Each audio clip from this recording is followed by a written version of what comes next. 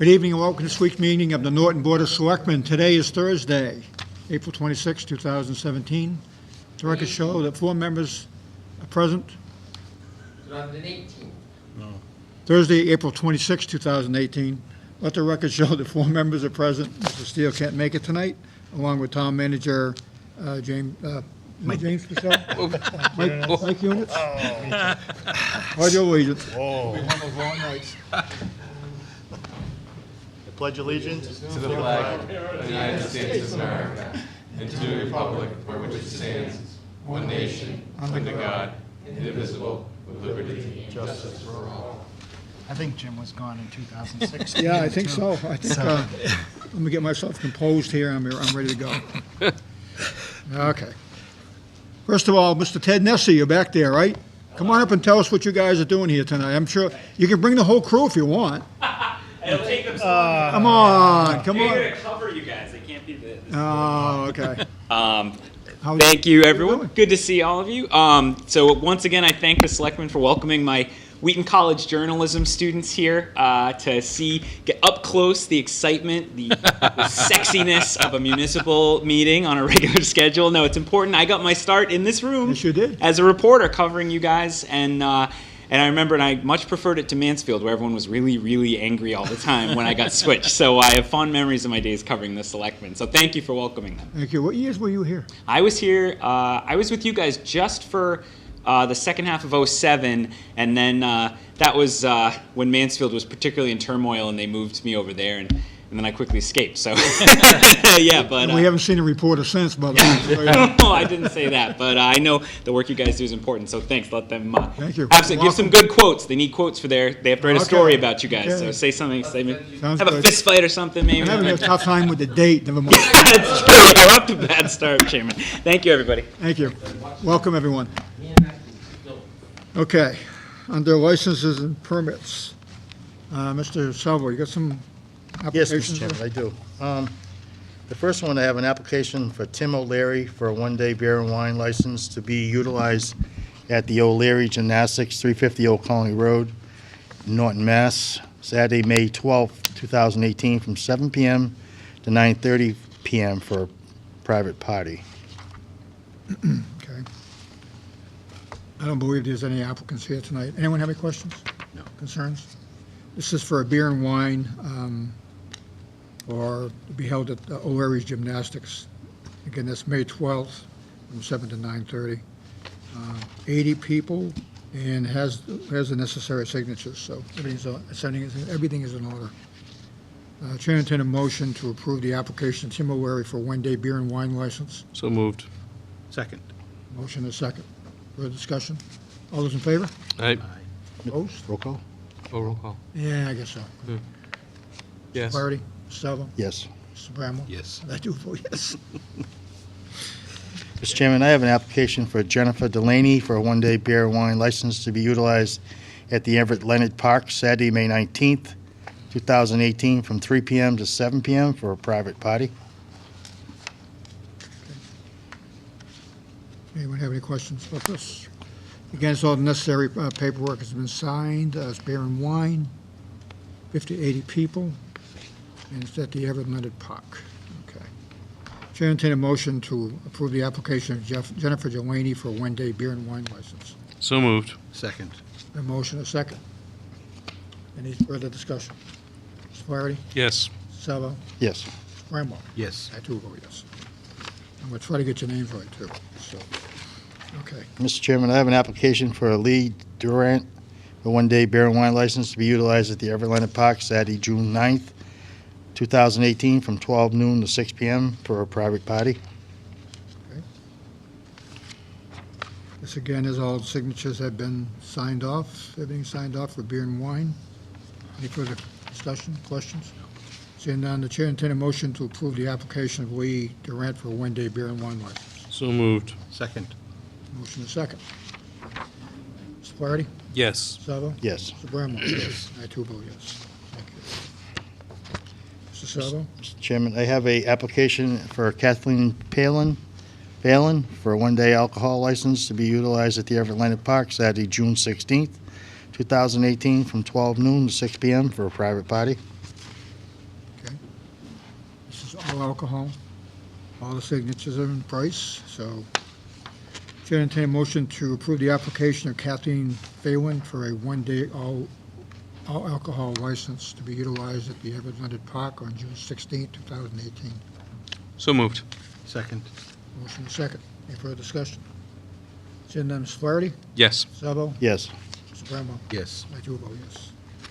Mr. Sabo? Mr. Chairman, I have an application for Leanne Doran for a one-day all alcohol license to be utilized at the Everett Leonard Park Saturday, August 11th, 2018, from 12 noon to 6 p.m. for a private party.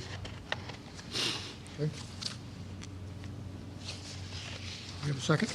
Oh, second. You have It a, really wasn't moved, but Flaherty moved it, I heard. So moved, yeah. It was.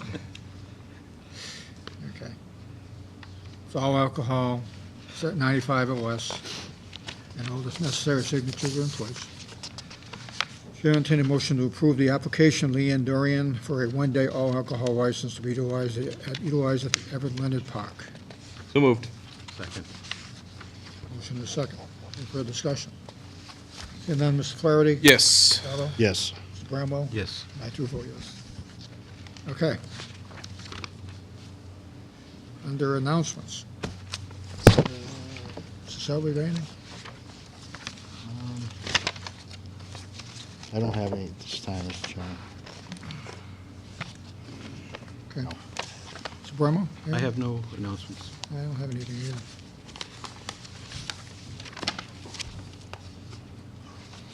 Okay. I guess there's no announcements this week. Okay, we have Mr. Morton Moran here tonight regarding the puppy drive, the annual puppy drive for DAV. Mr. Moran, want to come on up?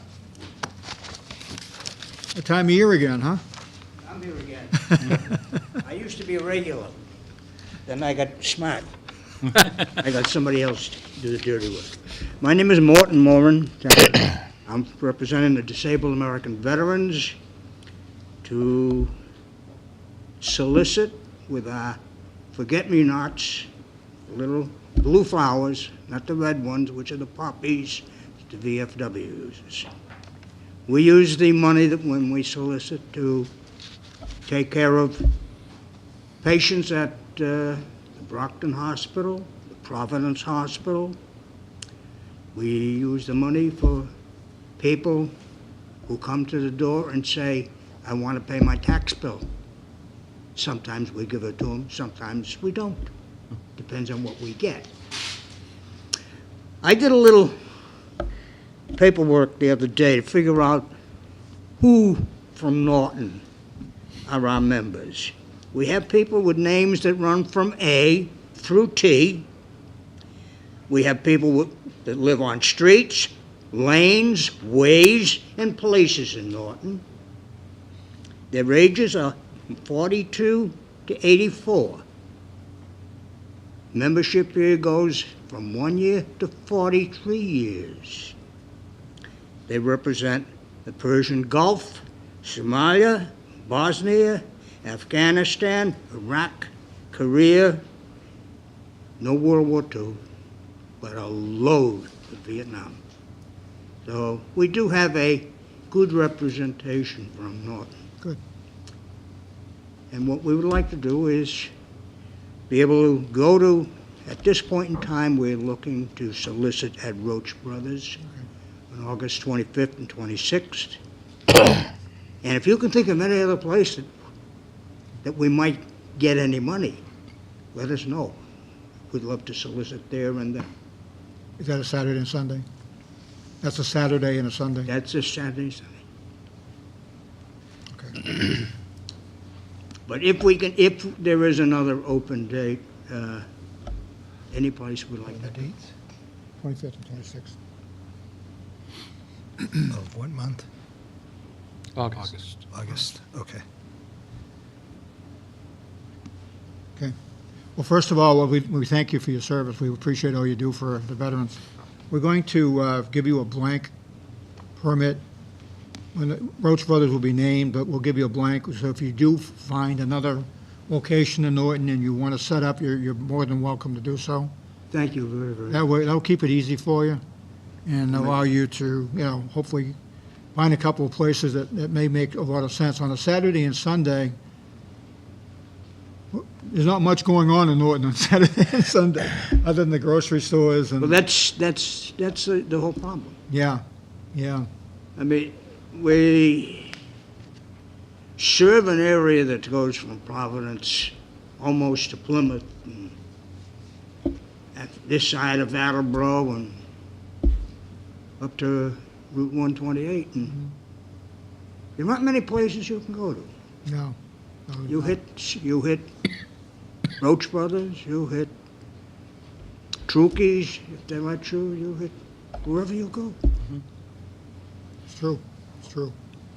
And we take whatever we can get, because it all goes out. And that's the key secret there. Everyone has to understand that everything goes back to the veterans, so. Very important program. Anyone have any questions? No.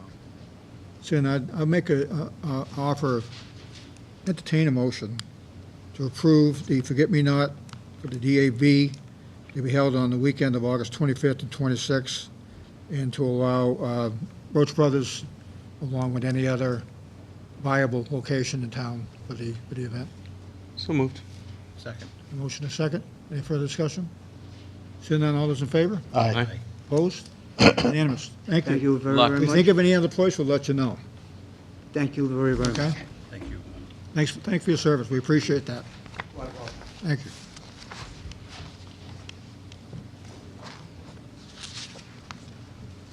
Okay, on the new business, we have Mr. Coleman Foley here to talk about representative of the Great Brooks Condominium Trust, talk about water sprinkler fees. Come on up. Good evening, gentlemen, Evening. Evening. and congratulations to the newly re-elected members of the board. Thank you. Thank you very much. We appreciate your work. Well, thanks again for having us. We've been here at least once before, maybe twice, to protest the water sprinkler fee, which was adopted in 2016, in the summer of 2016, for those communities and/or multifamily dwellings that have a sprinkler system, oftentimes mandated by state law. And that's a critical point.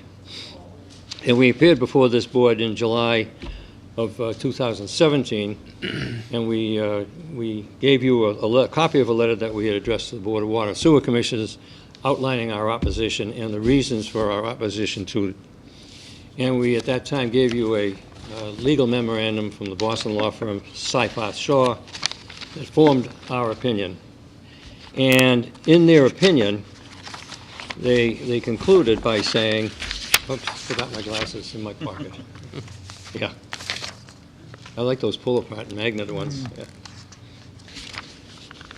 They made a critical point.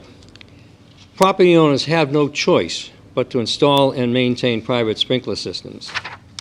And the reason for that is that they are mandated by state law to have sprinkler systems for multifamily dwellings. And their conclusion is based on our review. We believe that the fire sprinkler charge, as amended, to be an ongoing annual fee as opposed to a reasonable one-time charge, falls squarely within the prohibition spelled out in the Supreme Judicial Court case, Emerson versus Boston, actually, and constitutes an unlawful tax. So, based on that, and at that particular meeting, the board at that time said, well, we'll keep you posted, because we had encouraged and urged the board to engage town council to look at this matter and see what town council might opine on the matter. And town council, of course, is Copeland and Page. And as promised, town council was engaged, and we were so informed by town manager units that I think it was toward the end of July last year that they were engaged to do this. They took their time, though, and as law firms often do.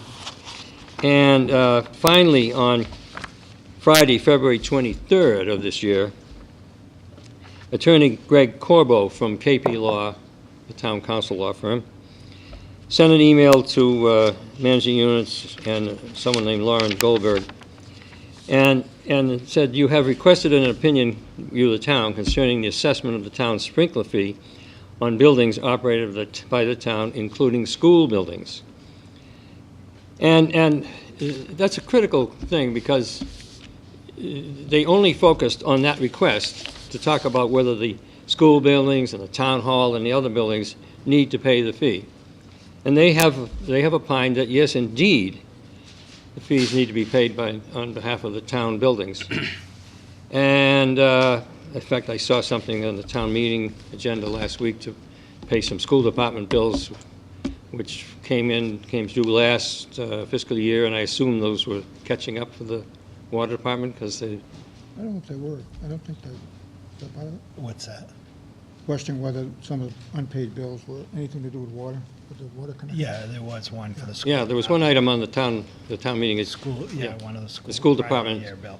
and those were unpaid school department bills, I assume, Yeah, payable to the water and sewer commissioners. Yep. For the sprinkler fee. Okay. And they go on to say, Copeland and Page goes on to say, user fees are generally permissible if they meet the Supreme Judicial Court's criteria for municipal user fees. It's set forth in Boston College versus City of Boston. And they go on to say, the fee must be paid because, number two, the fee is paid by choice, in that the party paying the fee has the option of not utilizing the governmental service and therefore avoiding the fee. Okay? We took that under consideration, our board did. We said, gee, we really need to respond to this. So on Friday, March 2nd, I sent Manager Units an email with a CC to Chairman Kimball, and a CC to Greg Corbo, the attorney at KP Law, among others, and basically saying, the opinion states that the fee meets the second Emerson College criteria, as the property owners can avoid paying the fee by not using the service. Question: if mandated by state law to have sprinklers, how can buildings such as Great Brooks avoid using the fee? Silence is deafening. Attached is an opinion of Cypress Shore attorneys that bolsters our belief that we cannot avoid using the service, and it is therefore an unlawful tax. So we're here before you again tonight to ask you to engage town council to take a second look at their opinion, and also ask them to look at our council's opinion to see if they agree or disagree with it. If they agree, fine. If they disagree, well, we'll figure out what to do at that point. But that's our request of this board tonight. I think it's in the town's best interest to know whether or not fees such as ours are in fact an unlawful tax or not. And town council did not opine on that matter as such, or they ignored the fact that we are a multifamily dwelling mandated by state law to have sprinkler fees. I think I find all the times it's how you ask the question is how you get the answer. Okay, So, I've been frustrated by that myself. where sure. I get an answer back and say, well, wait a minute, that's not what I asked. This is Okay. what I'm asking. Okay, So okay, I think we can possibly do that. okay. You're probably aware that the town backed out of that. We were informed by council that we had to pay the water bills. Mhm. And all town buildings are now up to date as far as I know. That's what We paid we're up- assuming. Where we paid our bills, because we were advised by people we employ Mhm. as council to do exactly that. Sure. So we did it. Yeah. Whether or not we like it or not, that's a different story, but right, we right. did go ahead and do it. Right. I'm perfectly willing to forward this on to council Okay. to see what their opinion is. The only thing is, at some point, it's probably going to get more, it's going to be up beyond this, beyond the realm of this board. I'm not sure we can, we're not judge and jury, we're not, we can't make these decisions. I understand. As frustrated as you are, I believe Right. we are also on the process. But it's, as you say, it's a law, it's mandated now. Mhm. And, even us, we can't just suddenly turn off I agree. turn off the sprinkler systems, but first and foremost, our insurance company's gonna come down and say, Right. what are you doing? Right, well, you have to continue to pay, yeah. Yeah. But imagine, if you will, that in some future date, a court of law would hold this to be an unlawful tax. And by the way, the town, through the Water Commission, has to repay everything that's been paid to date. Now, that would be a pretty severe, Along with interest. along with interest, yes. So I think it's in the best interest of the town to get a handle on this and find out in some firm fashion whether or not it's, as we call it, an unlawful tax. And if town council would agree with us, then that's two firms that would say so. And then the town, the water commissioners would have to make a decision as to what it wants to do. What are your payments over there? What are you guys paying? $13,000 a year. 13,000 total? Yeah. Mr. Units? I will send it to council. I just want to say, I would bet, as incredible as it sounds, in the previous court cases, they ruled that you may need sprinklers, and one of the ways for you to install sprinklers is to tie into the town water, the municipal water system. But there are other ways to sprinkle your buildings without using, I mean, that's what they ruled in those other cases. They said they may be more expensive, but there are other ways to sprinkle buildings, and that's why they said it was justified. Okay. Mr. Chairman. Mr. Savo? In all due respect, that it would have been nicer back then when the place was being built, that your association would know that this would be forthcoming so that you could actually move this along as buildings, sold. People wouldn't be so shocked. And, 15 years later, that they're getting assessed with a assessment on their condo fees or how you Yeah, sure. disperse those. Yeah. That's my gripe. I mean, I understand when people tie in to sprinklers, you gotta come up with $20, $30, $40, $50,000, Sure. depending on the size of the main. I get that, even that's ridiculous, but to do this years later, it's kind of a shock. I think it should have been future, this is my opinion, it should have been future installation from this day forward. This is how it's gonna be. I don't believe it should have been 15 years later, all of a sudden we get whacked with a fee. Well, People should have been grandfathered, Yeah. and then moving forward in today's Precisely. day, it should have been, okay, Yeah. anybody knew this is what it's Of going to course. At the time the buildings were constructed, there was no thought that something like this would be taking place right now. And it would be impossible to predict such an event, I would think. But anyway, I attended that meeting with town council, Bernie Marshall, Mike Units, and myself. I'll tell you, I was probably the skunk in the henhouse on that one, because I was adamant that we were not going to pay for it. Mhm. And by the end of the meeting, I was kind of convinced that we really didn't have any choice, that's what much they as I said. didn't like it. Yeah, I agree. It was, and I think back to what Mr. Salvo said, suddenly this appeared on our doorstep, and we weren't even aware, for the most part, unless you happen to find out there's a meeting about it and you happen to show up to it. We weren't any more aware of this new procedure than you guys were. So, and to Bob's point, okay, I get it, start now. One of my biggest arguments was, well, we've got these systems that are sitting there with water in them all the time. We're not using it. The water's not flowing, it's just sitting there. Yeah. The only time, wouldn't it be better if, and probably through the insurance company, that if something did go off and the meter started going, that maybe we nailed the insurance company for the water we used? And that didn't work either.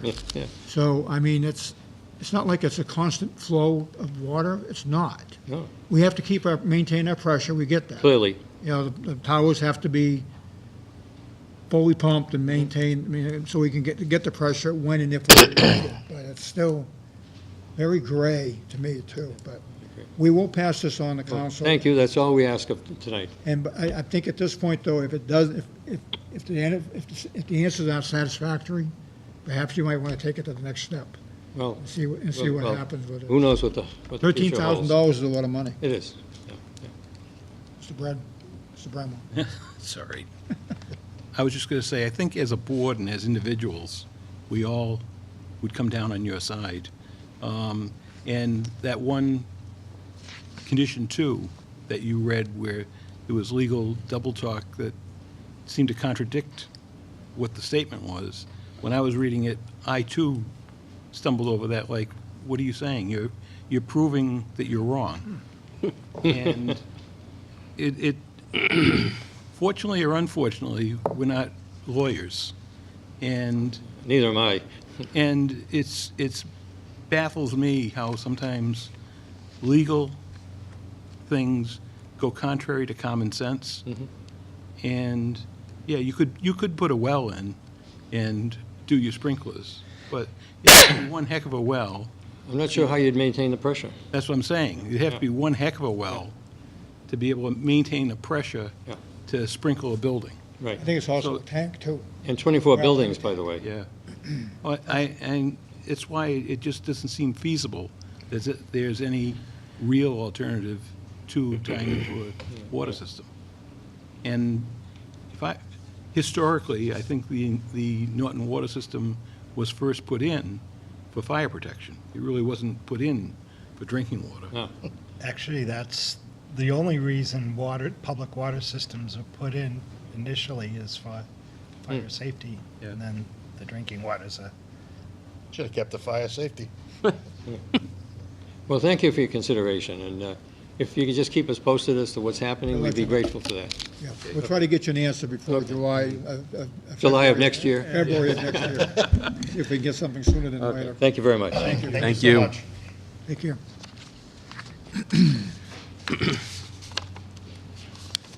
Okay. The Jeff Mann and Police Chief are coming next week, right? They're coming here on May 10th to discuss, we have some issues with what they want to propose, so I've asked Jeff and the police chief to both come on the 10th to talk about it.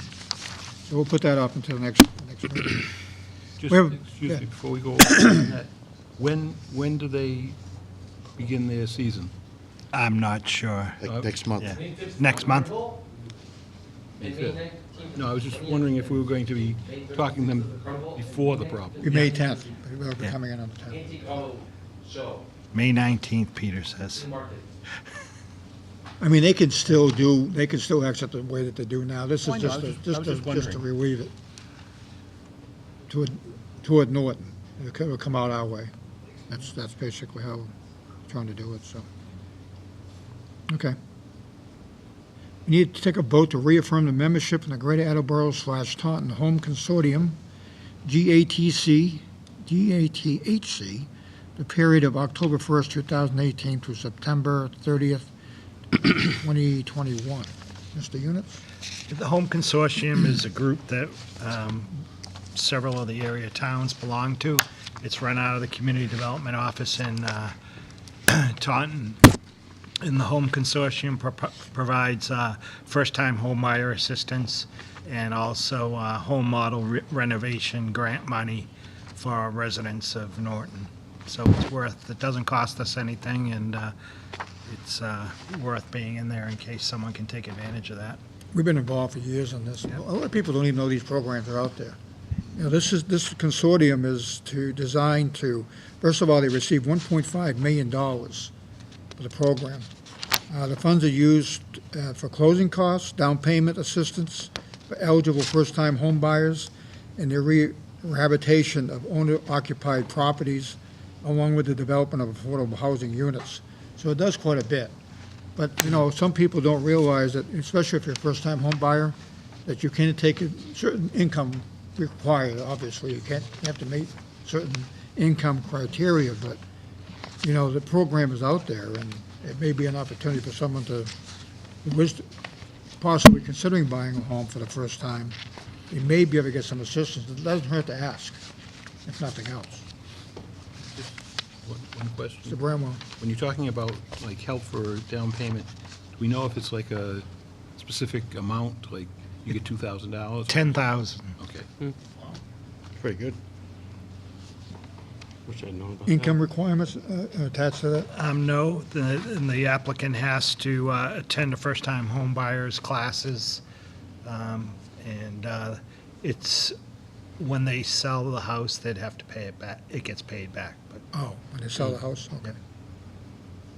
But if you didn't have the money to buy a house, enough money to buy a house, this would be a great opportunity Yeah, to take advantage of the program. especially with rents the way they are. Yeah. right. So this is through the city of Taunton, this is a part of their Office of Economic and Community Development. It's on School Street, 45 School Street, Taunton. Anyone out there wants the number, I'll give you the phone number in case you have any questions, 508-821-1030. And they could possibly give you some additional information if you're looking for, especially if you're a first-time home buyer.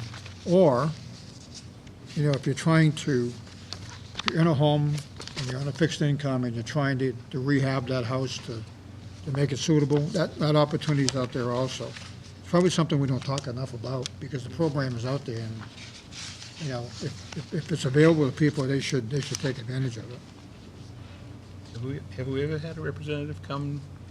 You did once, a couple of years ago, and I can have someone come, they'd be glad to come again. No, it might be a good idea to have someone come just to get the information out to people at home.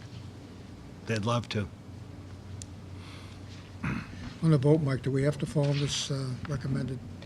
Actually, you don't have to do anything if you don't vote, you're still in, but I mean, I think we should vote to reaffirm our participation in the program. It's a great program. Any other questions on it? Chair, entertain a motion to support and reaffirm the membership of the Greater Attleboro Taunton / Home Consortium, the GATHC, the period of October 1st, 2018 through September 30th of 2021. So moved. Second. Motion is second. Any further discussion? Seeing none, all those in favor? Aye. Aye. Opposed? Unanimous, thank you. Okay, under old business, part we all wait for here. Mr. Yunus, you want to go over the review of the vote on the town meeting and special town meeting articles? you should have them in your packet, the town meeting warrants. Start with special.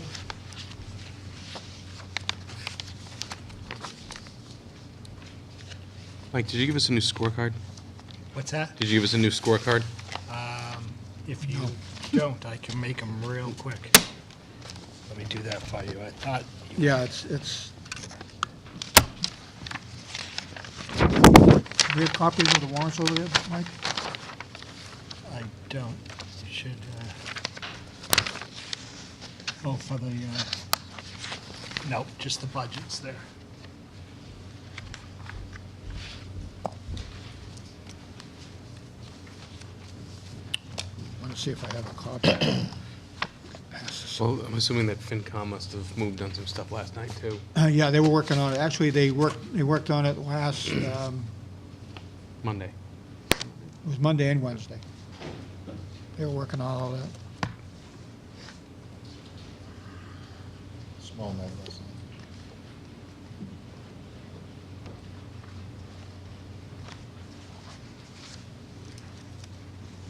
I don't think I have current one, so.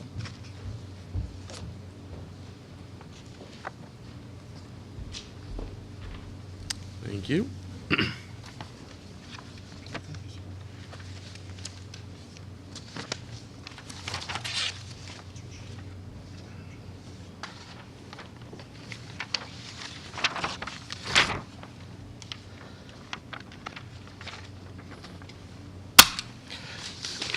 So far on the special town meeting warrant, we're still working on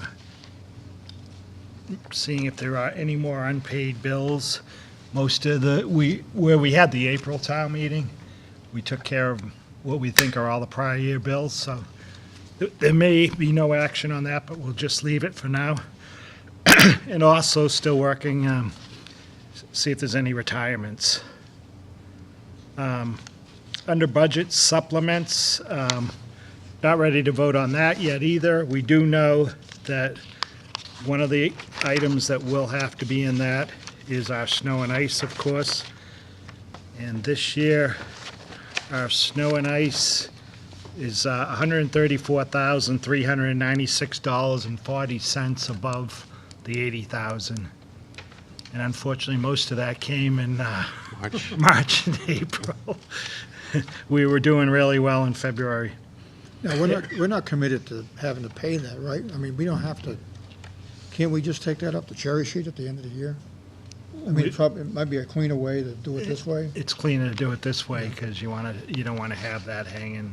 What you're doing is you're actually digging in even Right. further into next year's Right. revenues, so. So we've always taken advantage of paying it off in the current year.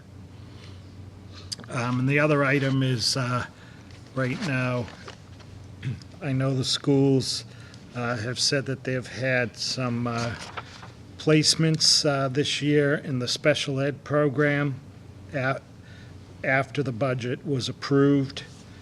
And so they are short in their special ed account $395,374.42. And they do anticipate $104,000 in circuit breaker money for that, so that would reduce the amount. Obviously, the question is, where does that kind of money come from? Finance Committee hasn't voted on this yet, and the schools are still looking at it, but I don't see where it would come other than stabilization, but that's something that they have to look at. So, Mr. Chairman, to Mike, that money that got released from, was it the Chapter 70 money that we saw last week from the, That, was that 12 million? the circuit breaker, that's where they're getting the 104,000 from. From that? yeah, they exceeded a certain amount. Okay. Cat- It was more than last year, right? The total amount? I don't think we ever got it last year. I think this is the first time, not the first time we took advantage of that? I would bet that they get circuit breaker every year. We just don't see it. Yeah. I have a question, Mike. If it's 395 and 104,000, what money, what are you going to appropriate it? How are you going to appropriate that at town meeting? They don't know if they're going to get the 104,000, from what I heard last night, until the fourth quarter. If the 104,000, even if it comes in July, it would count towards this year's budget. You're allowed, the accountant's office told me you're allowed on circuit breaker money. Sometimes you don't receive it until July, but it's still, as long as it comes in within 60 days of the end of the fiscal year, it will count towards this. I guess, here's my concern. $291,000, $104,000, $395,000. How do we, I think we have to be careful how we move the question, the motion on the floor, because what I don't want to have happen is the 395 is out there and we get the 104,000 and we can spend that too. Right. You know, how do we somehow back that out so that that 104,000, even if it does come in July, it goes back into the general fund or somewhere? I would think you'd back it out, and you'd only ask for the 200. And That, or can't you stipulate that 291 would be coming from wherever you got free cash or stabilization, and 104 would be coming from circuit breaker refund? We just have to make sure we word that I properly. mean, as long as it's broken down where the sources are. Right. And if the 104 doesn't come through, then they can always come back and say, well, Right. you know, we thought it was coming, but it didn't come through. The promises weren't met. Mr. Flaherty? So we're discussing taking the 294 out of stabilization for this? What's that going to do to our bond rating? Haven't decided yet. Oh, okay. Yeah, they haven't made any decision. Oh, okay, I'm sorry, I thought- I'm just saying, I don't see where else it would come from. That's, what's the requirement at town meeting for that? Was it 9/10 for, No, Two-thirds. 2/3 for stabilization? But to your point, Mike, here's the problem. The problem is, if we don't take it out of stabilization, and we find it somehow through whatever, free cash or available cash or whatever, every time we do something like this, it cuts into next year's funding. And it makes it even worse for us going into 20. Yeah. 2020. So we have to be careful how we do this. On the bond issue, I think a few years ago, we were able to put a few dollars back into stabilization, which we hadn't done in quite a while. No, yeah, that's, we You know, we we did. put some money back in there. But that stabilization account is designed for situations like this. That's what it's supposed to be there for. And personally, if I had to have a druther, I'd rather take it out of stabilization than have to go back next year and figure out where the other $291,000 is gonna come from. As far as bonds. If it's repeating. As far as the bond rating goes, in borrowing, I don't know how much borrowing we're gonna be doing in the very near future, but, you know, we were much lower at one point anyway. You know, if it drops us down a point or two, that's a possibility, but I think we have to look at the big picture and figure out how we're gonna fund this situation. But this is like, I mentioned it last night, this is how the programs work, and it's a mandated program. Yeah. We have no choice. Schools have no choice but to bring, they get a couple of extra students. I think they gave us some information. Did you pass that out at some point? Yes, you have it. Yeah. There's some information about all the new people that came into the system unexpectedly, and that's why they're in this high spot they're in now. So I totally get it, and I understand they need the money. I'm not arguing that. My argument has been and always has been with the state and how they mandate these programs and make us follow through on these programs, but they don't give us the money to help us do what we have to do. Should be the last, is it, this information I gave you from the superintendent, it should be one of the last pages in there, you'll see the breakdown. It's a couple pages showing the tuitions and when they came in.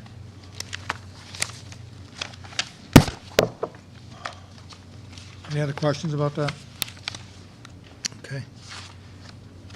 The next article in the special is Article 4, and that is for water enterprise budget supplements. And right now, they don't have any needs, so the Finance Committee voted no action on that, and I'd recommend the same. Which article is that? Article 4. Chair, entertain a motion to take no action on Article 4. So moved. Second. All in favor? Aye. Unanimous? Article 5 is the same, that's sewer enterprise, and they don't have any needs to amend their budget. So Finance Committee on the 18th voted no action. I'd recommend the same for the board. I move that we take no action on Article 5. Second. Motion second. Any further discussion? Seeing none, all those in favor? Aye. Opposed? It's unanimous. Thank you.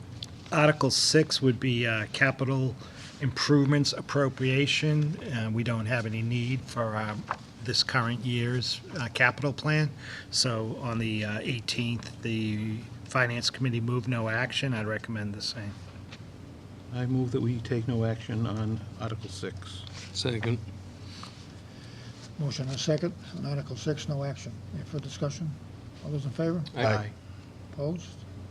That's unanimous. And Article 7 would be to amend our capital plan for this current fiscal year, and there is no need to do that. And the Finance Committee voted on the 18th, no action. Recommend. I move that we take no action on Article 7. Second. Motion and second. Article 7, no action. Any further discussion? Seeing none, all those in favor? Aye. Opposed? That's unanimous.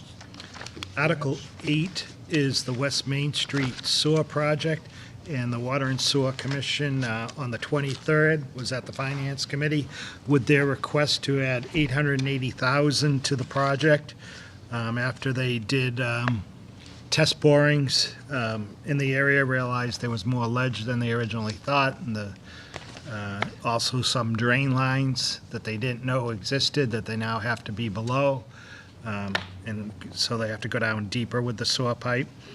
And the Finance Committee voted to recommend the borrowing of another $880,000. The only issues that the board should be aware of on this is, as you know from the beginning, this project is to help the housing authority and the schools and all the other businesses along that stretch. And one of the big things was how much money they're going to get from the state, which, as people might not be aware, the state controls the housing authority. It's not a town operation. And the Water and Sewer Department was looking for a certain amount, and DHCD reviewed the current bylaws and fee structure of the Water and Sewer Department and determined that that didn't add up, and recommended that they would pay a lower amount. And so the Water and Sewer Department is concerned that there'll be a portion of this project that would have to be borne by taxpayers. Because you'd have the money from the housing authority, and then whatever happens where the schools are, they're going to have to pay, or the town is going to pay whatever our portion of the note would be whatever the fee is for the schools and the senior center. And even with all that, there's housing, the water and sewer is looking at how much they can charge all the private owners also, so that they can try and alleviate what taxpayers would have to pay into this. Okay, And go ahead. I thought that was the whole idea of having enterprise, that they were separate from us. We shouldn't be paying anything for any project they do. And I know when I pay my water bill, there's a water fee and there's also a capital fee. I thought that's what the capital fee was for, is for if they're going to distribute it to any capital expense to everybody, that they recouped it through capital fees on the water bill. Bob went last night, so he may have some more information from there. After Fran and the water commissioners sat down and figured out there will be 106 actual people that can tie in along the way, at a rate of not trying to burden the businesses or the homeowners of $15,000 per betterment fee, which comes out to $1.5 million. With all that in the money that they can collect, they felt that if they went to 17,000, that would never go through, which will bring it to 1.8 million. They're short like 400,000 through this whole project to continue on reimbursement. The money that's allocated is for doing the job. I understand that. It's just that the whole idea was water and sewer department are a separate entity. The taxpayers shouldn't be I get that. paying. That was the whole idea several years ago, that we finally cut the cord, I thought. The Prop 2.5, the enterprise account is a separate entity, like you're saying. We're not supposed to be subsidizing that entity through, through that fund. It could be through capital, it could be through rate increases or anything like that. I have a problem using town money to fund the project, Yeah. because we don't have the money to begin with. And if we kick in another 400,000, that's money that we're not gonna have again next year, and in the year after that, whenever. So, I mean, I don't have a problem with getting creative. I know we have to make connection fees, right? We have to pay for the flow and all that. I kinda get that. Now, if that were part of the deal, we say, well, okay, we're 400,000 short, we'll give you the 400,000 as a loan of some sort, and you continue to deduct that for the next couple of years until the town gets paid back. I mean, I guess I still have a problem with it, because we don't have the money.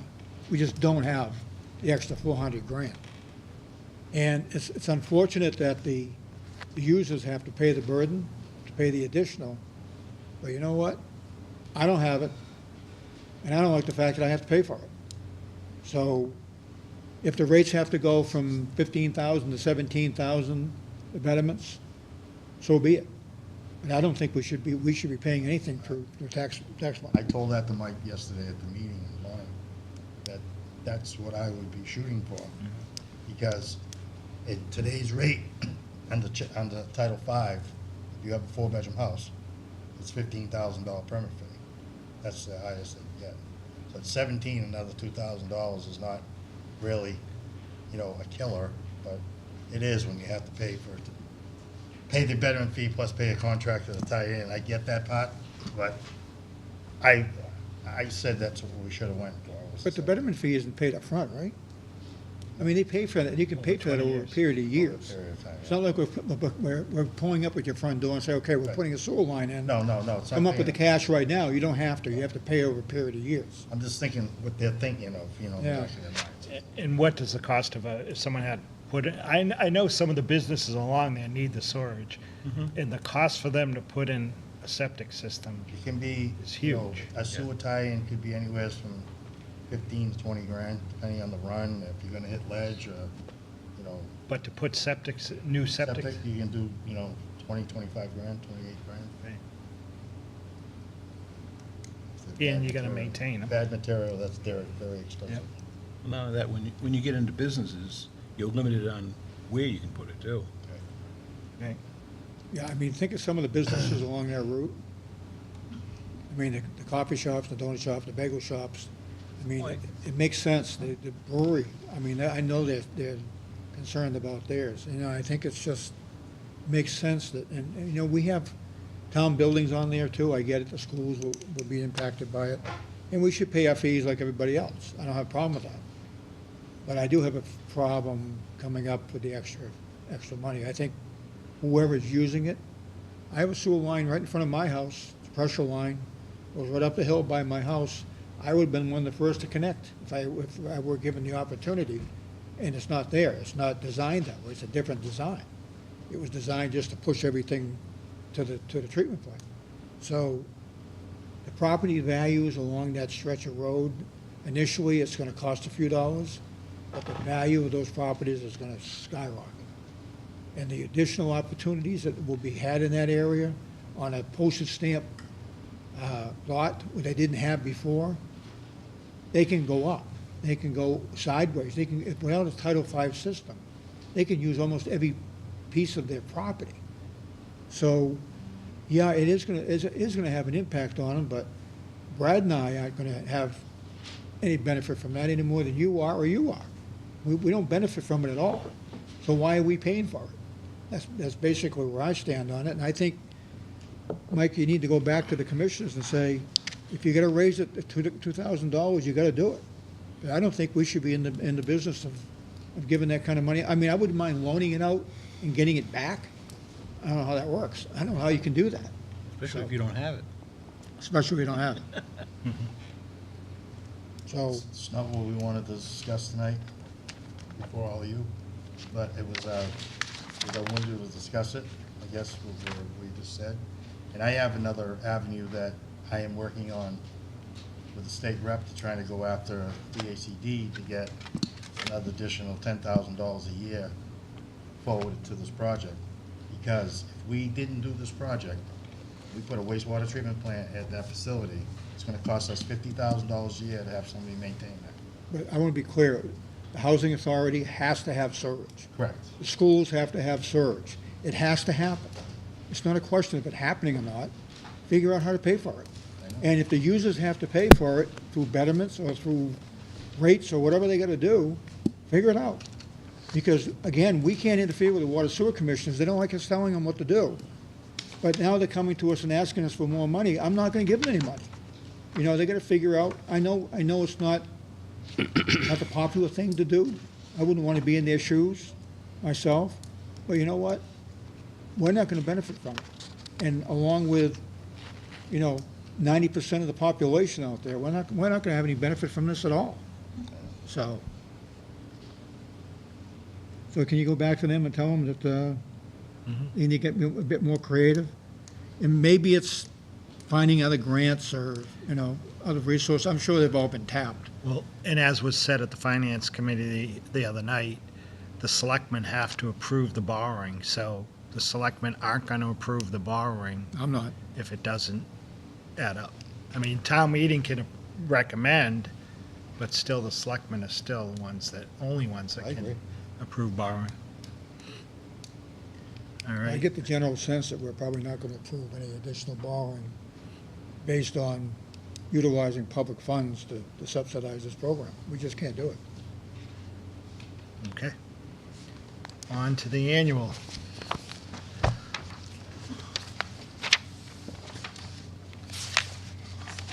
Article 8 is the water enterprise budget. And the Finance Committee on March 28th recommended to approve the water enterprise budget in the amount of $3,308,336. This is their actual water budget, right? Right, and as part of the budget, just so you know, the interfund operating transfer is $338,432, and that's based on the percentage that the water and sewer department budget is of the overall budget. So that's how we calculate, based on those percentages, some of the salaries of employees in the town hall that are providing services to the water department.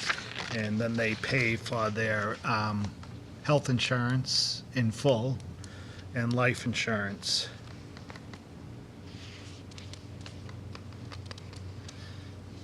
Questions? Mike, I have one. Yep. Can you give me a 10-year spread on what the enterprise budget for water has been? Past 10 years, 2007 to 2017. Okay. I remember the days when it was less than 100,000. Yeah. And I'm looking at these numbers.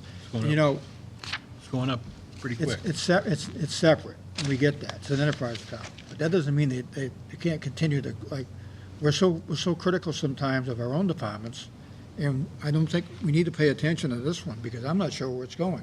At one time, it was water and sewer combined, and now we've got two separate accounts totaling almost $5 million. It's a lot of money. Now, I know the users have increased and all that stuff, I get it, but I'm just curious about how that department has grown in the past few years.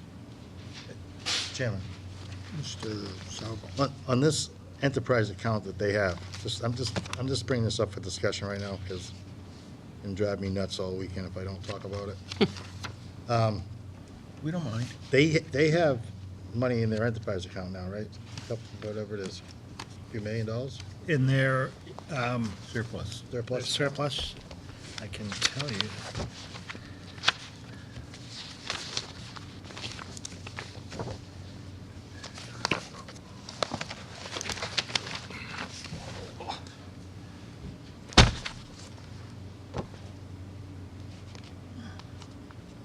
You want to go ahead, or you just? I don't need the exact, but All right, I've got it.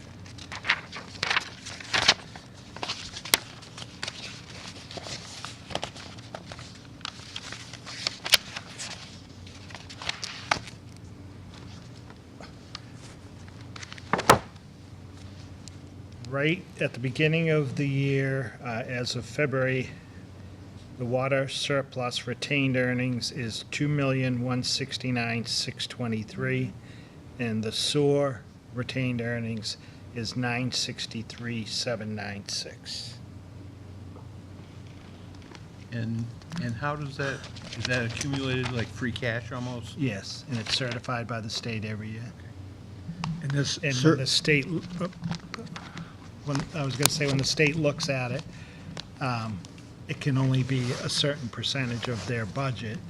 Otherwise, they'd say you need to lower your rates because your surplus is too big, or you gotta go out and spend it on projects. So the surplus itself can only, not the, free cash part. Right. so the $964,000 in sewer surplus, 400,000 of that could be used to offset the cost of the West Main project. Yeah, it can be voted on by the taxpayers to spend that money towards that, correct? Well, yeah, I get it. it would cut them short, but they How they're short. It's for capital expenses, right? Well, But like us, they should have should have a certain 5% of their budget should be in. That's what I was. I don't care. That's what I was trying to get at. Well, what's 5% of their budget? All right, Oh, yeah. we'll tell you when we get to the next SOAR budget. We're ahead of ourselves. No, right? I'm looking at it, and then But 5% would be, it's not $900,000. no, it's not. So No, no. it's not 500,000. Not unless I missed some decimal points. Yeah, no, someplace. you got it right. Okay, anyway, let's finish up the Article 8. Okay, So if we have to. I don't feel, I'm not going to vote on it. I want to see what has happened in the last 10 years on the budget, and I want to see that before I take a position. I mean, you guys can go ahead and do it if you want, but I want to see what that's all about. And I know there's other expenses involved, and I get all that stuff, but I still want to see it. That okay with you guys? I'm okay with that, yeah. Can't hurt to wait weeks. We're going to wait, yeah. Article 9, Article 9 why can't we use 62,000? is the SOAR enterprise budget. Yeah, what's 5% of that? And the Finance Council? Committee I'm has doing it. recommended a budget of $1,546,269. 30-some thousand, isn't it? 77,000. How much? 77,000 is 5%.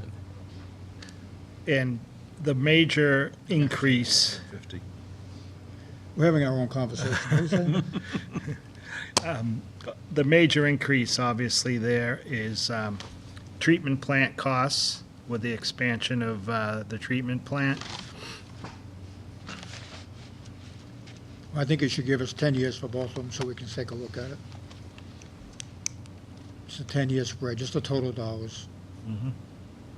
And I know there's going to be other factors involved. I get it, Paying for a new treatment plant, I get it. Expanding programs into other areas, I get it. Doing one at Connet was costly, I get it. But I still want to see it. And 5% of 963,796 is $7,200 72,000. 77,000. still.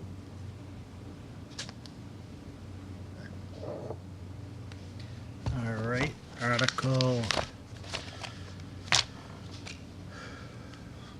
Article 11 is capital improvements appropriation, and as usual, the recommendation was no action until the fall, till we see what our financial situation is. So the Finance Committee on April 18th recommended no action. This is Article 11. I move that we take no action on Article 11, capital improvements program. Second.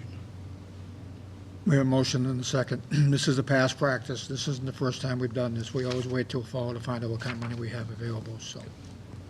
Okay, we have a motion and a second on Article 11, to not take no action. All those in favor? Aye. Opposed? It's unanimous. Article 12 is the capital plan. And just to, I'll let you know what the Finance Committee recommended dollar-wise first, then I'll just go over the plan. The Finance Committee recommended a total capital plan of $995,158. $721,883 will come out of capital, $22,000 out of ambulance, and $53,275 out of water retained earnings. And the items that will be covered under that, under data processing, WatchGuard firewall update, $51,000. CAD migration, this is to IMC.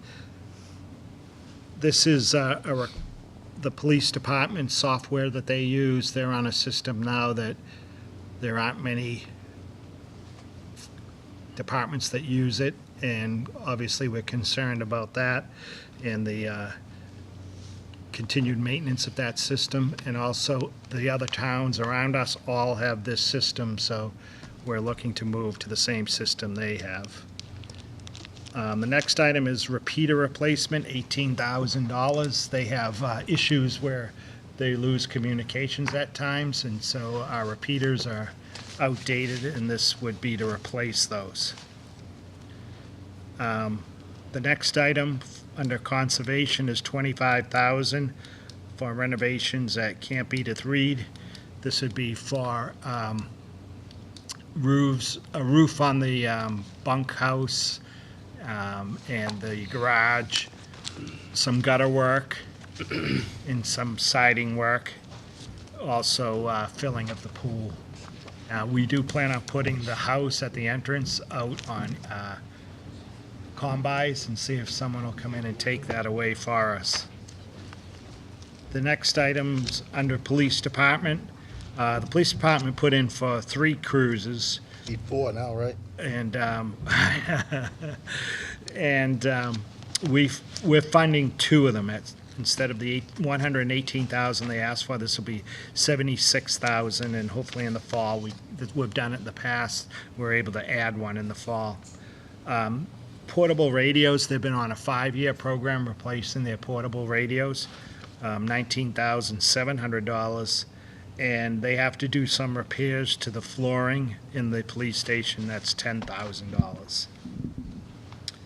And in the fire department, $105,000 for new monitors and AEDs on the ambulance, $75,000 for a hovercraft to replace the one that they have now that's become very old. JAWS and heavy rescue equipment, $20,000, and some dive team equipment, $20,000. Turnout gear, this has been a continuing program. This for 18 sets at $49,500, and pumper replacement, $99,000. And most of that is coming out of the ambulance account. As we've increased the fees in the past few years, we've been talking about these almost every year, every 2 years. It's allowed us the opportunity to use a lot of that funding to make improvements on the ambulance side that we couldn't do before. So it's very helpful that we have that extra income coming in, so.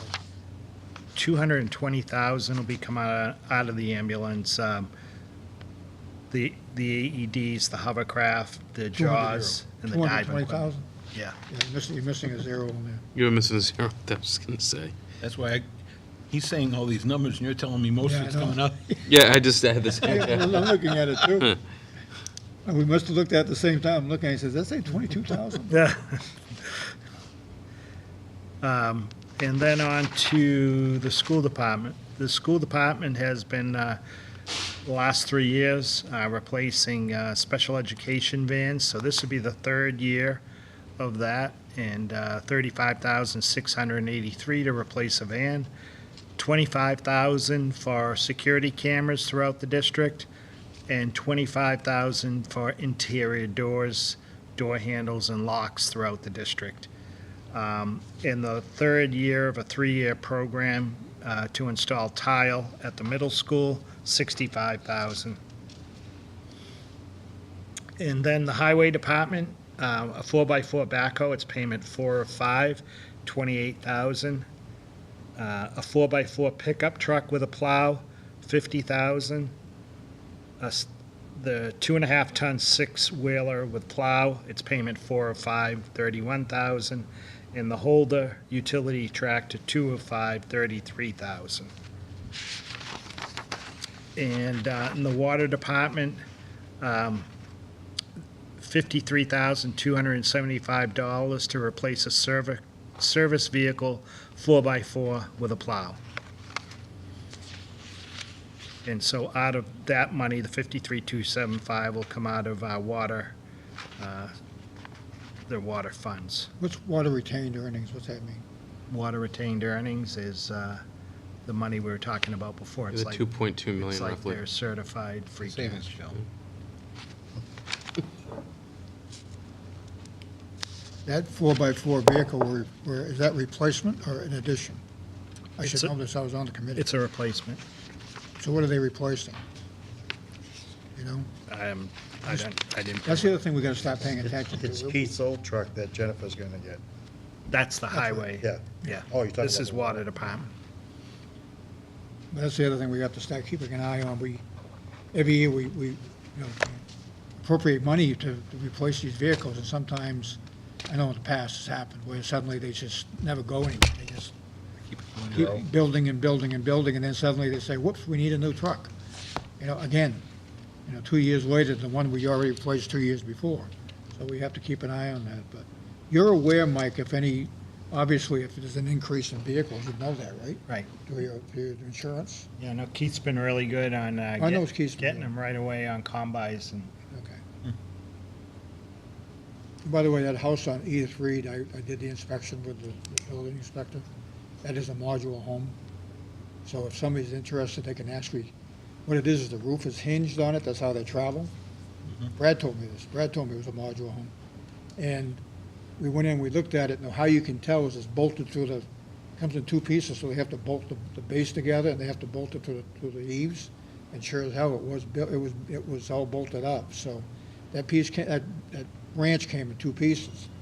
So all they gotta do is take the center part of the roof off, drop it down onto itself again, and they can transport that over any road in two pieces, which is pretty interesting, pretty neat, Yeah. actually. So in my opinion, that probably just went up, the value went up, because, it's a lot easier to move than one big house all by itself. So that's good news. I don't know how old it is, but it didn't look like it was that old. Kind of 20 years? kind of dated, but, and they build those things to transport, so they're built well, because they have to travel from Pennsylvania or wherever the heck they come from, and they have to make sure they come and they're still in one piece when they get here, so, It always helps. yeah, it does. That increases the value. Yes, it does. Okay, so on the capital, Article 12, motion to support Article 12? I move that we support Article 12, capital plan. Second. Motion second, further discussion? One thing I will say is we are spending from capital $721,883 that we hope to put back in the fall. And there's no guarantee that that's gonna happen, based on what we're looking at right now. It could be kind of an iffy year this year, so. But we have to appropriate this money, and some of these are actually commitments we've already made through, 5-year plans, so. But we have to do it. Okay, all those in favor? Aye. Opposed? It's unanimous. Mr. Units? Article 14 is the Chapter 40B legal fund, and we're down to 9,000 in the fund, so I'm recommending 10,000 be raised and appropriated, and the Finance Committee recommended that. Hopefully, we get to the day that we don't need to put any money in there, but We were at 25,000? 25,000 At at one one time? point. Yeah. This would bring us up to 19,000. Any questions? Article 14? Entertain a motion to support Article 14. I move that we support Article 14, Chapter 40B, legal funds. Second. $10,000. All those in favor? Aye. Article 15 is revolving funds, and as you know, a few years ago, we started combining them under one article. We used to do each revolving fund separate, and so this would reauthorize some of the existing funds and set the spending limits, and also create a new fund. So the funds are 237 Mansfield Avenue, and the spending limit for that property, this is the Wendell Jackson revolving fund, $60,000. And because we set these spending limits, doesn't mean we're raising this money, it just means that's the maximum you can spend out of that fund. When was the last time we looked at that? We're renting that building. Right. Has it been a while since we looked at that? As far as, As far as what we're renting it for? I know last year we did. I think each year we've gone up a little bit on the rent. The forestry revolving fund is 30,000. Home composting bin distribution program, 2,000. Recycling revolving fund, 10,000. Certified hazardous waste materials technicians revolving fund, 10,000. Council on Aging revolving fund, 10,000. Stormwater bylaw revolving fund, 100,000. And 75 North Worcester Street, Camp Edith Reed property revolving fund, 60,000. So the hope, obviously, with that is if we're able to rent out the property, we'll build up a fund in there that we can do improvements on the property if needed. And the stormwater revolving fund would be a fund that we would establish for any fines that come up under that program, that we could put into a fund that we could use for drainage improvements in the future. Questions? And then, Just one question. Probably already answered it, but the Edith Reed one, is that for renting it out? Or? Yeah, if we rent it out, we'll build up a fund, and if there's any repairs that have to be made, the maximum that they could spend in a year would be 60,000.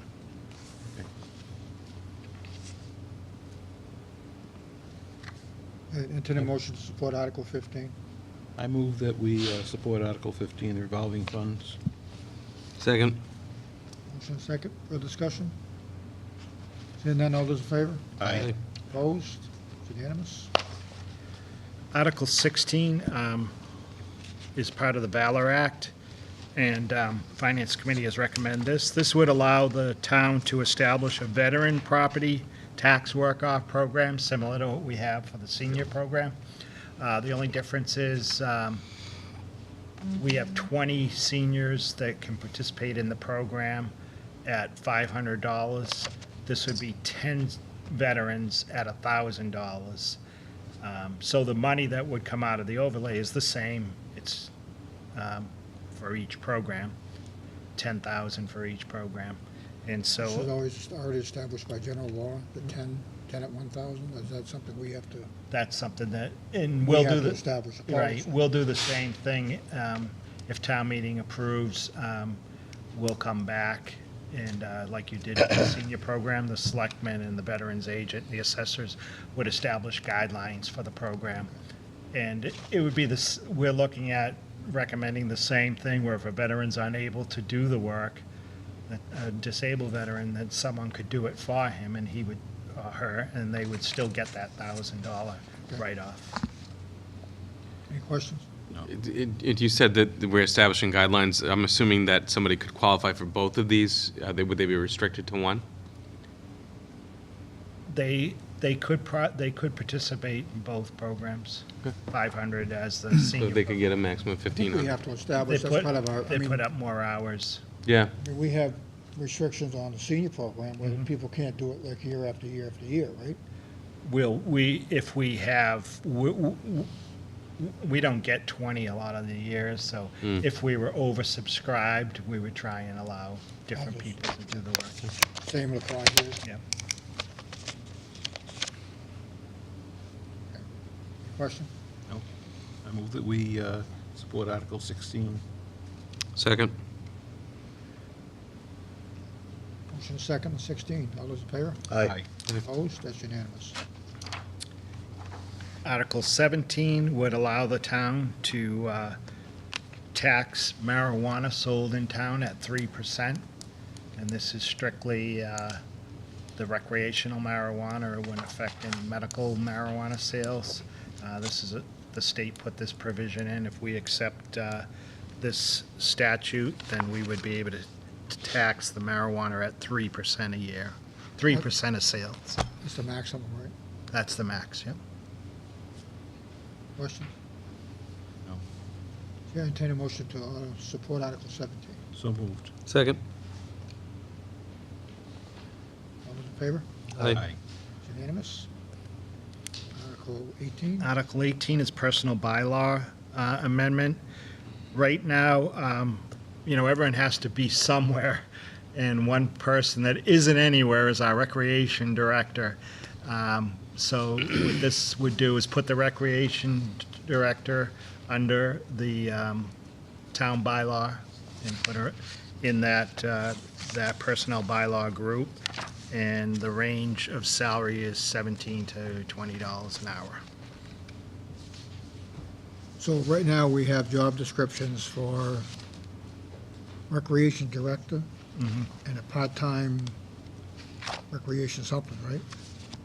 This is just covering the position between full-time and part-time.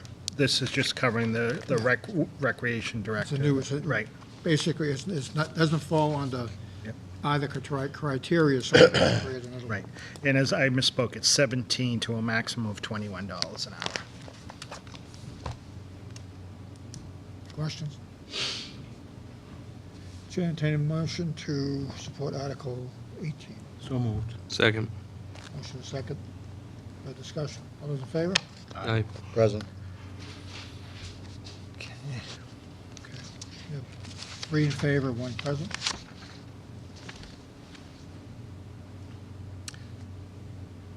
The next bylaw amendment is under the stormwater management. This would allow us, as I talked about earlier, fines, non-criminal disposition of cases. In the past, anytime someone was violating a law, you'd have to go to Superior Court. And so this allows a non-criminal disposition, and similar that as we've done with the snow bylaw, it would allow us to fine someone $100 for the first offense, $200 for the second offense, and $300 for a third offense.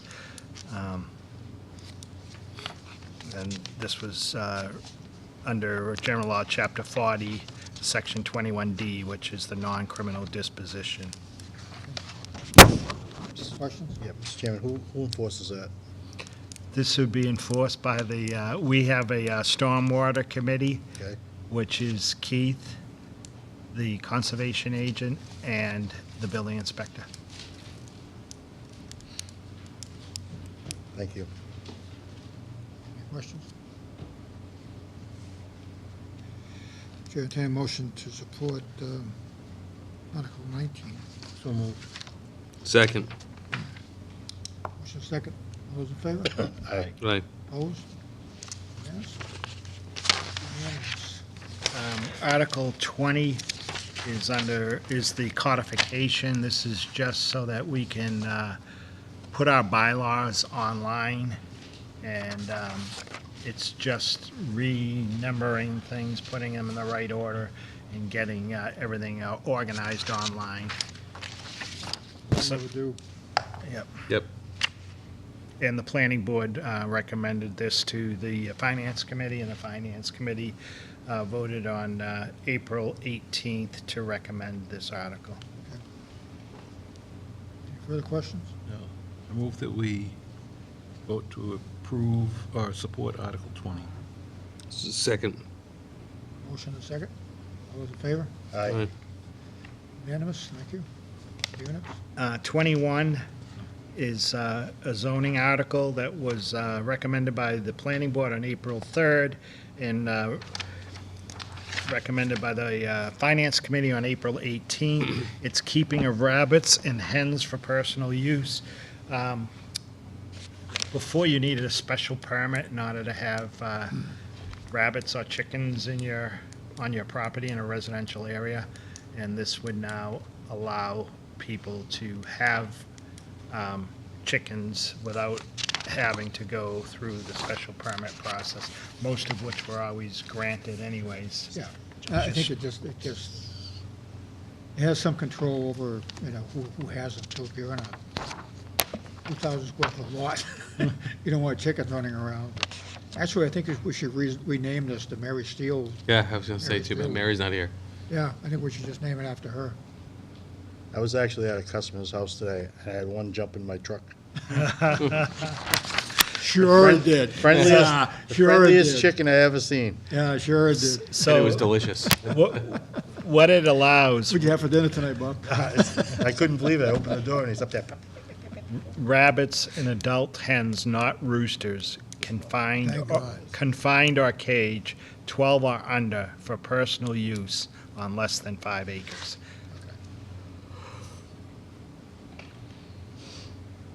All right. Entertain a motion to support Article 21. So moved. Second. All those in favor? Aye. Opposed? We want to rename the bylaw? No? Not a chance. Give you a chance now to do it. Article 22 is, would amend the bylaws to establish locations where you could have recreational marijuana sales. And what this really is doing is, years ago, when we had the medical marijuana areas established in the industrial zones, this is mirroring that. So any sales of marijuana would have to be in industrial zones. And the planning board recommended this on April 3rd, and the finance committee recommended it on April 18th. Questions? I move that we support Article 22. Second. Motion and second. For discussion. All those in favor? Aye. Aye. Article 23. Article 23 is a temporary moratorium recreational marijuana, and this would only be needed if Article 22 doesn't pass. If Article 22 passes, we'll be all set, and this article won't be moved. But this would extend the moratorium we currently have till June 30th, 2019, if Article 22 didn't pass. And the planning board recommended this on April 3rd, and the finance committee on April 18th. Yeah, they put this in case 22 didn't go through. And, you know, the finance committee's not going to make a motion to do it. We're not probably going to do it, but there's always that possibility someone could get up and try to Move make it. the motion. But if 22 passes, that pretty much covers us on the concerns, the controls we want to have in place in case this happens. So if entertain a motion that if Article 22 fails, we will support Article 23. So moved. Second. Motion and second. Further discussion? All those in favor? Aye. Aye. Opposed? Aye. It's unanimous. Article 24 is OPEB funding, and I would recommend at this time no action. If we put money in OPEB, we'd wait until the fall. Okay, which we've done before. Yes. I move that we take no action on Article 24.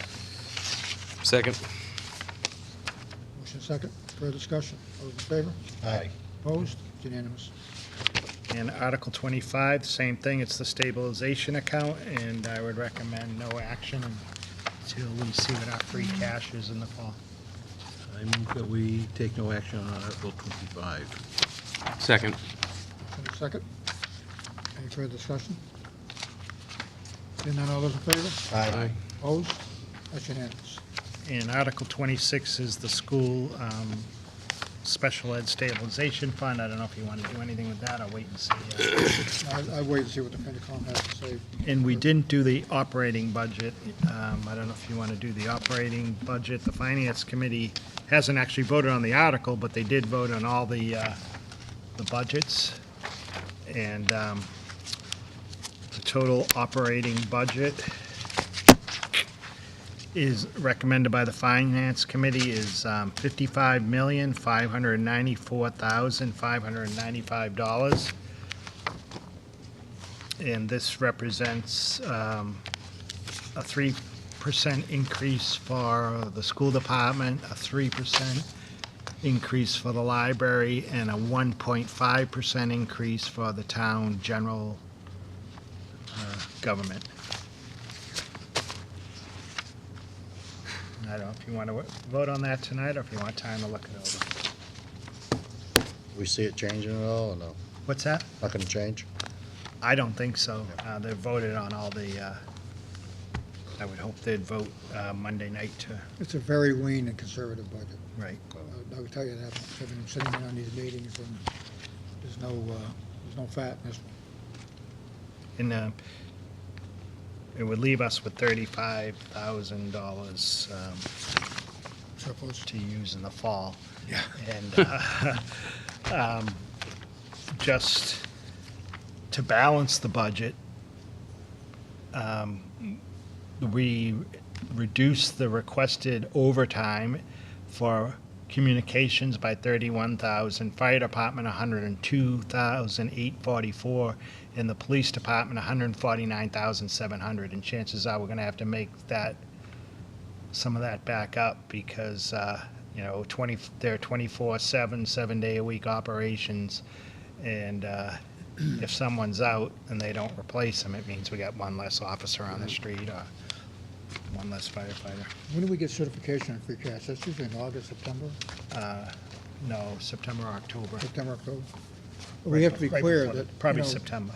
if the certification doesn't come back the way we hope it does, we have taken all of our overtime out of these accounts. We have to understand, that's how we balanced the budget this year, by Right. doing so.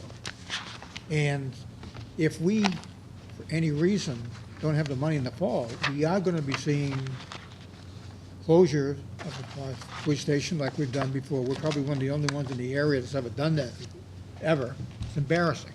But, there may be some ramifications if we don't have the cash. If we don't have it, we can't spend it. So we better roll the dice and see what happens. But, in order to balance this budget, no matter what anybody says about, what the selectmen are doing, what the school committee's doing, this is how we had to balance it. We had to take all of our overtime accounts, and we've done it before. Yep. Put it in the fall and hope that we have the money for it. So entertain a motion to support Article 10, the operating budget. So moved. Second. Motion and second. All those in favor? Aye. I forgot to talk about this, what article is that? The school, the, School, the, doors, the windows and doors. yeah, and I didn't make my notes. You voted to recommend Article Number 7? 10, I right? just looked at it. You voted to recommend the operating budget. Article 7, the Finance Committee hasn't voted on this yet. It's a lot of information. I've given you a packet so you can look it over, and we can discuss it at a future meeting. This is for the window replacements at the Yale, the JCS, and the LGN, and it's $8,476,971 project. And total max reimbursement is 55.63, or $4,508,763 of what the MSBA would consider eligible costs. So, That's one issue, I'm sorry, Mr. Chairman, that's one issue that I have a problem with. In any municipality, wait so long to do preventive maintenance, and you have to come up with that kind of money all at one time. These are things that could have happened prior years, so that would take the burden off that one lump sum of $8 million.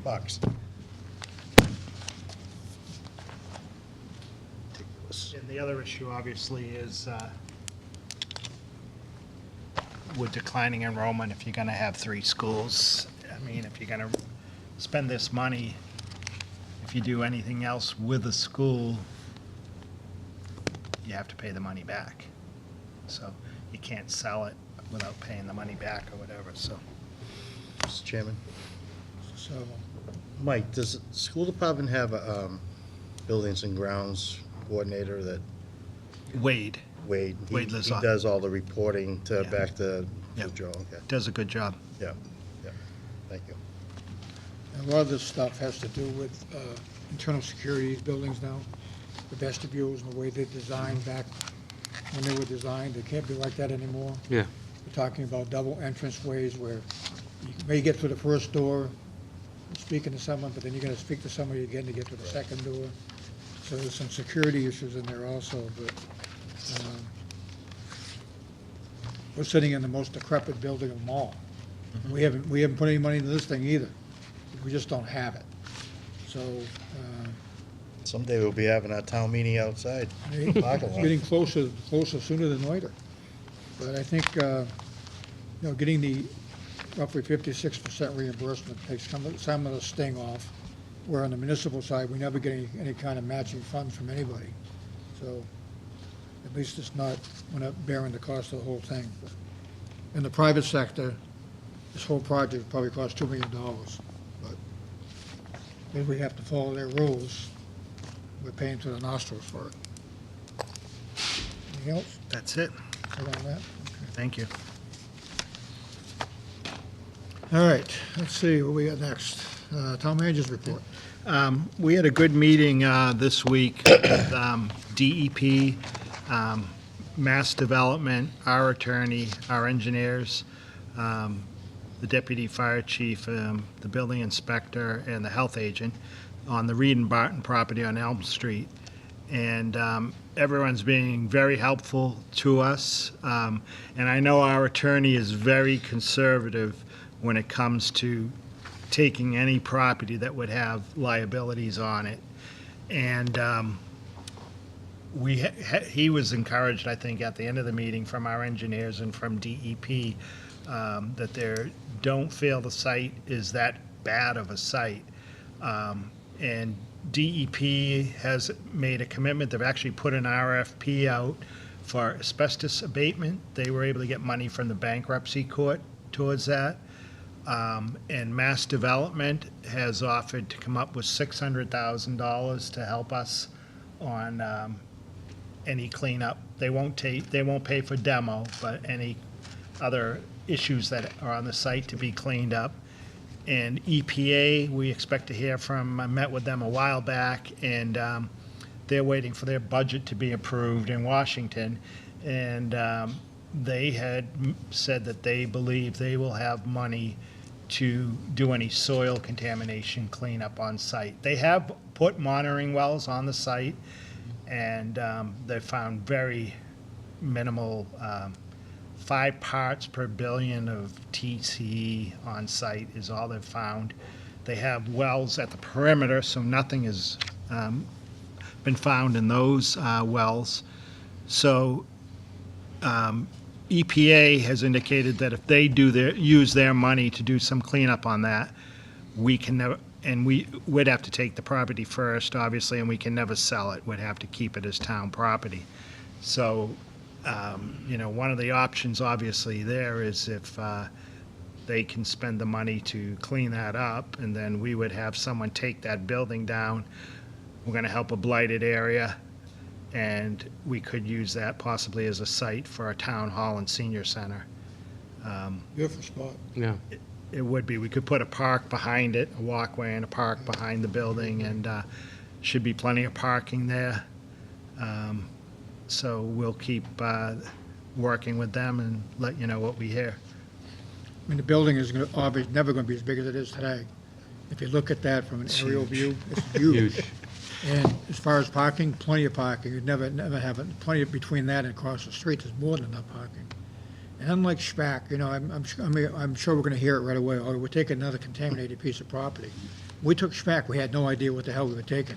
We had no idea what that was. This one has had so much research done, so much removal, so much of it has already been accomplished. The engineering and the research has been tremendous on this. That we know what we're getting. We know what we have coming.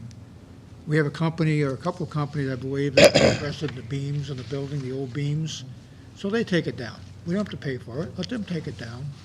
And once the property is clean and clear, then we decide what we're going to use it for. But I have no problem with keeping it for town use, for perpetuity, and I don't have a problem with taking it, unlike SPAC. I think it's a lot cleaner and we know what we're dealing with over there, so. And Keep us informed on that. I will. And speaking of ALI,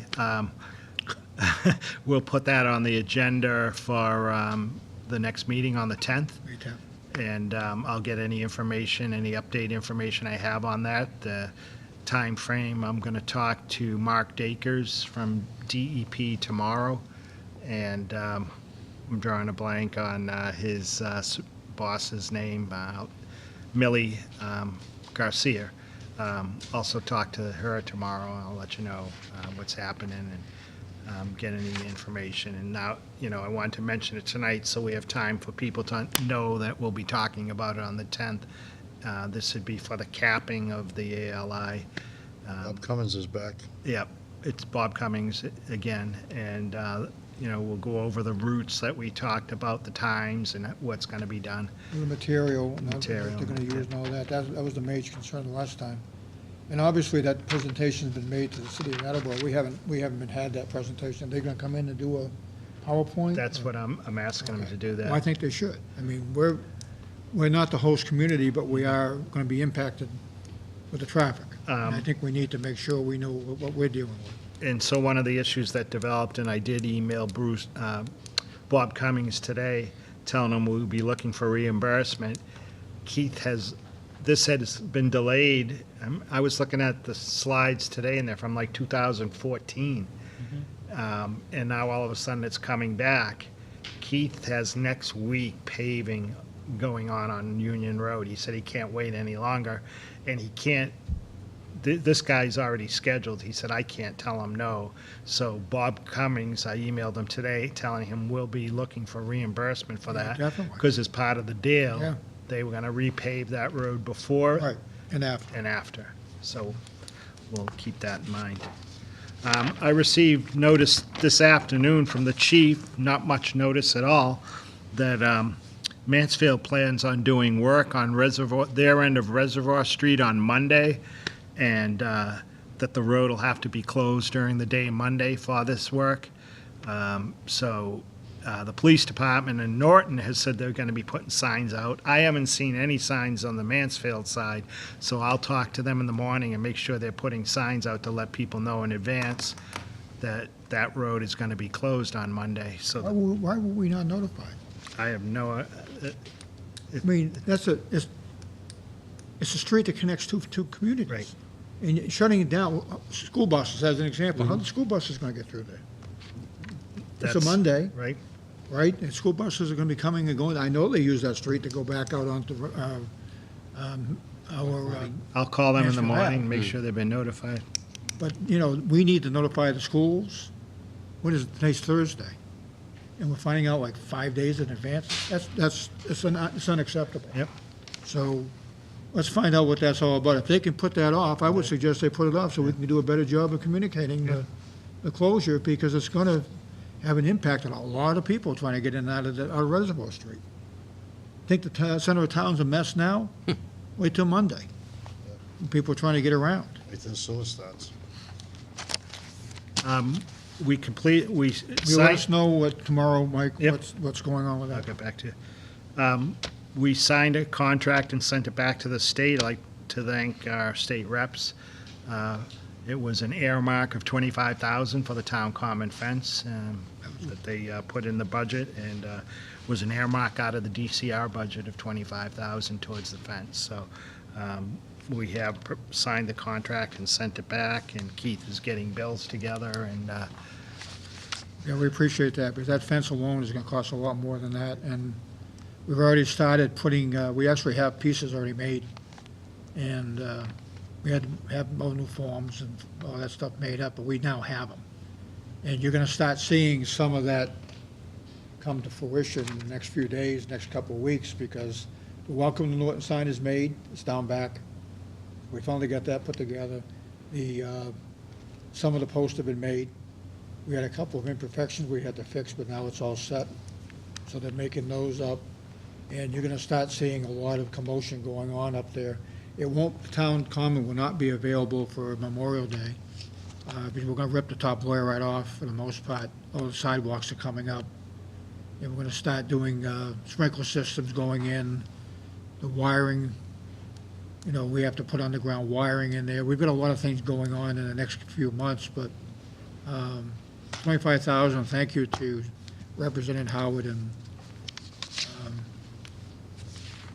Arrows for making it happen, because that's money we can definitely use. I just want to remind everyone and apologize also, because it wasn't changed on the town website, and people were coming in here today looking for the public meeting on the traffic signalization on 140 at North and South Worcester, 123, I'm sorry.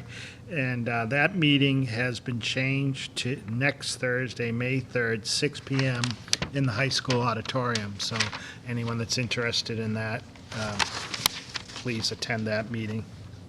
There's gonna be a lot of, that's gonna be, it's a major project. Yeah.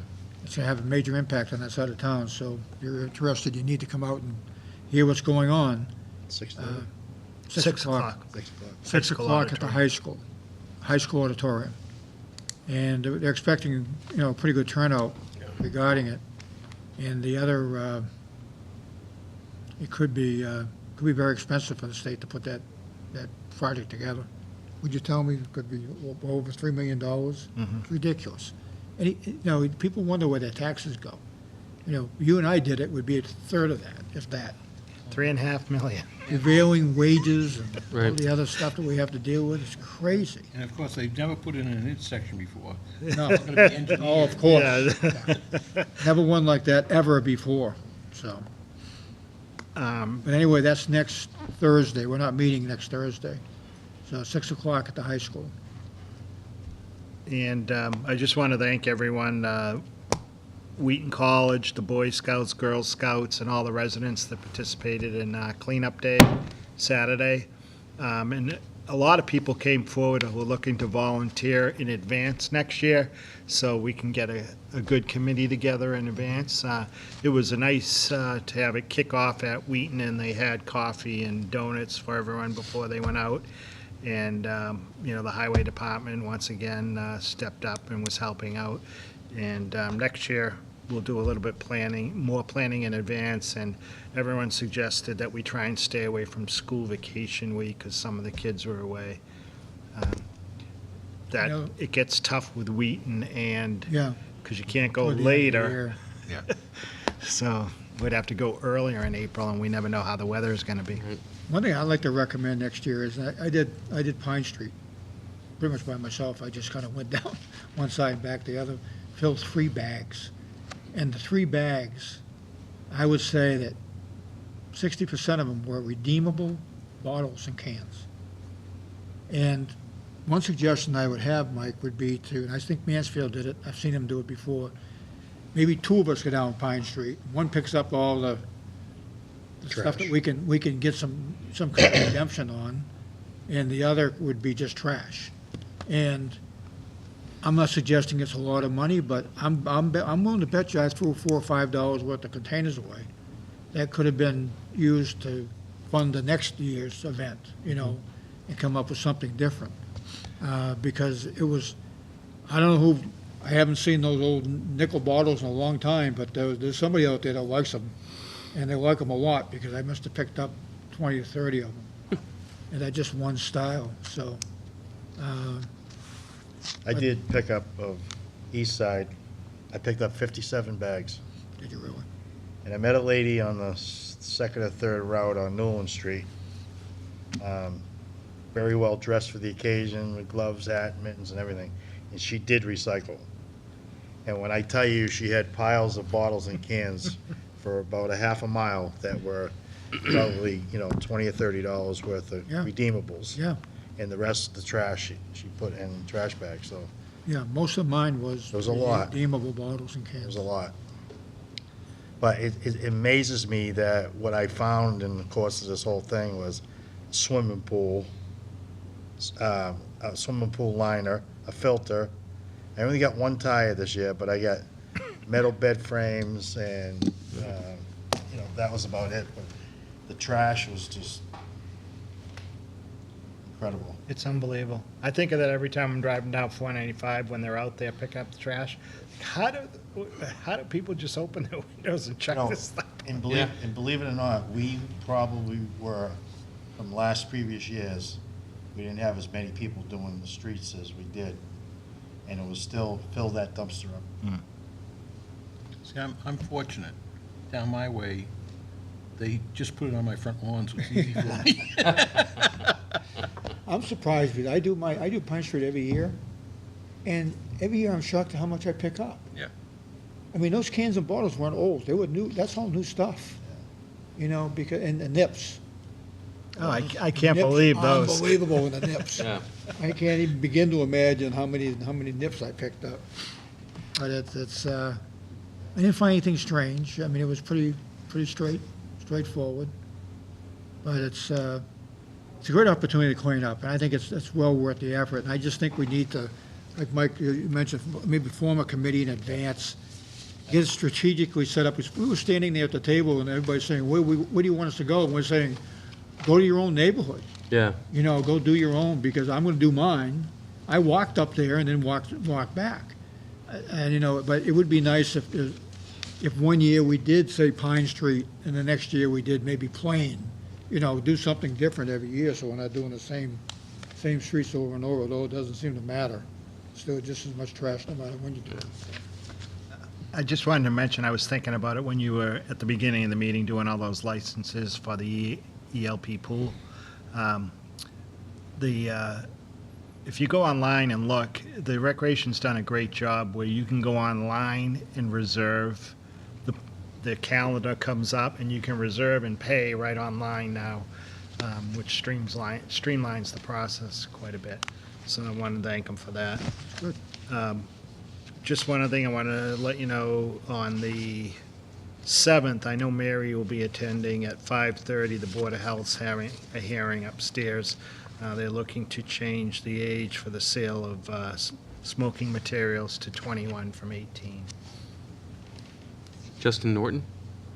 It's been done in, like, Mansfield's 21 now. It's up to, that's a Board of Health decision. And a lot of the area towns have gone to 21. And one other thing, sorry, Mr. Chairman. Yeah. I noticed on TV that they're trying to ban flavored tobacco. The vaping. Yeah. I don't know if they did it in some towns and not allowing it. It's kind of weird. I know Worcester, what Worcester did is only smoke shops can sell that, not stores. And the thing is, when you think about nowadays, the kids are probably buying it online. And it was funny, the chief, I'd like to thank the police chief, he spoke today, the Mass Municipal Managers Association meeting. The chief spoke about what Norton's been doing. He had like an hour of time to speak to the managers about what we've been doing in Norton for the opioid situation and his POP team.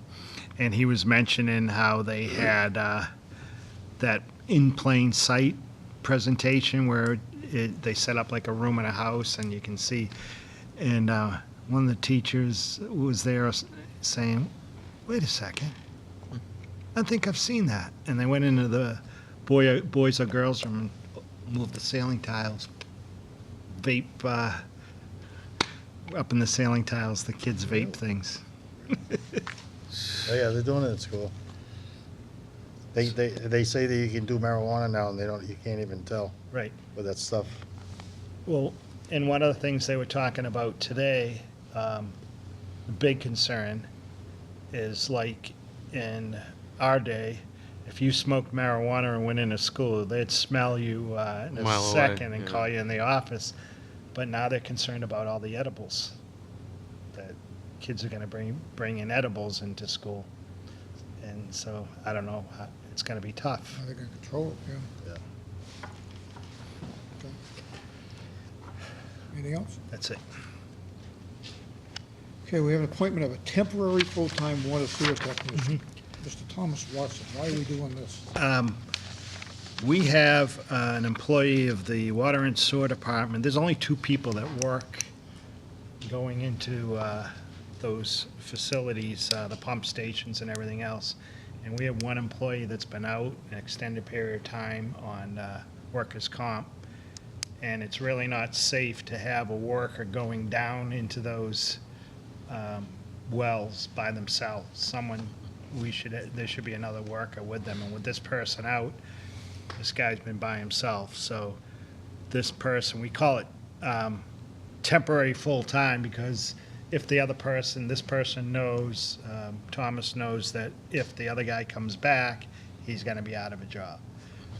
So it's a risk that he's taking, but we really need Is someone this in the that. same Thomas Watson that we have in this, His son. Kid, his son? the twins. Well, Just, yeah, I think that was my loaded question. Why are we taking someone from highway?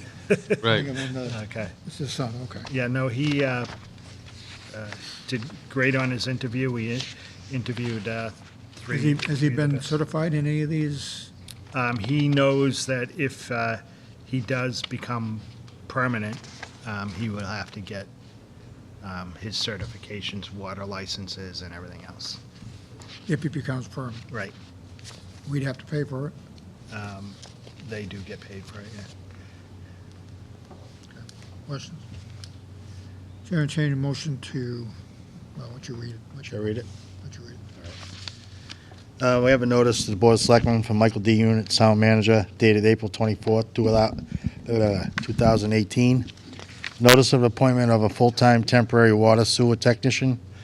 I hereby notify the Board of Selectmen that in accordance with the provisions of Article 4, Section 2B of the Norton Charter, acting in my capacity as the appointing authority, I have appointed the following individual as a full-time temporary water sewer technician, Thomas A. Watson.